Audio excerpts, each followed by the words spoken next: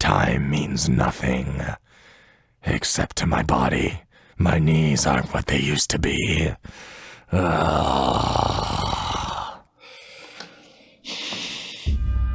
So I'm in the booth today laying down some lines for this character that I'm voicing in Stormgate. What in God's name have we done? Fight. Cower. Either way, your world will fall. His name is Warz. He's a badass, and Warz is many things, but he's not human. So that just adds a really interesting element. He's a lot of fun. When he's being clicked on, it's more of like a, what do you want? You know, it's maybe that's a little bit smaller, and then when it's like the like that's more projected. That comes from diaphragm, is more guttural. Getting to play a character that, first of all, you don't need to be in like hours and hours of prosthetics to have to play.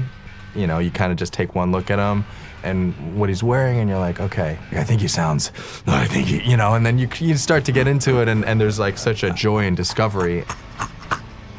I do not view war as a competition or a game. And Warz, he's an aggressive dude, and he's really angry, and we need him to be scary, and there's, you know, something kind of demonic about him too, so it definitely, you know, tends to come from here.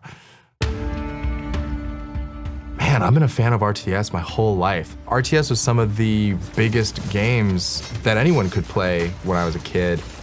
Really, in the late 90s, early 2000s was kind of like a golden era for that whole genre.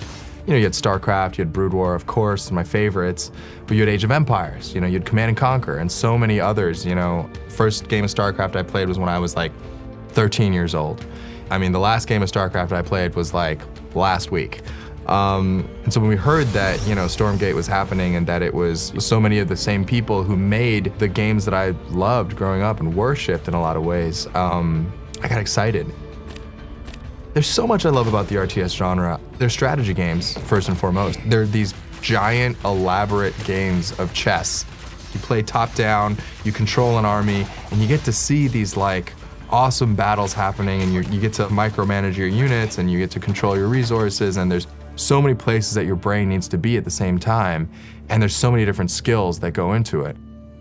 It was an incredible experience visiting Frost Giant. I mean, first of all, you know, you don't visit video game studios every day, and it was just so cool stepping into the office, seeing so much of the artwork and the characters kind of starting to come together, the units and everything, and then actually getting to sit down and play. It felt good to play test the game. It's already shaping up to be super promising. Has all of the dynamics and the features that you would expect of an RTS and of the team of that caliber. It was like a dream come true. I played against one of my best friends, Jason, and I won the scrimmage, which I'll never let him live down until the day that he dies. But it felt good to get the dub. They had a trophy for me. It was first Asian man to beat Stormgate.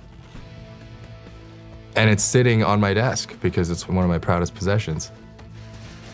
I think what's most exciting about Stormgate is that it was made by people who love RTS. It's not driven by money or profit, it's driven by love, and it's driven by art and craft in a way. I think anytime you make those types of decisions, you're really set up for success because the passion is there.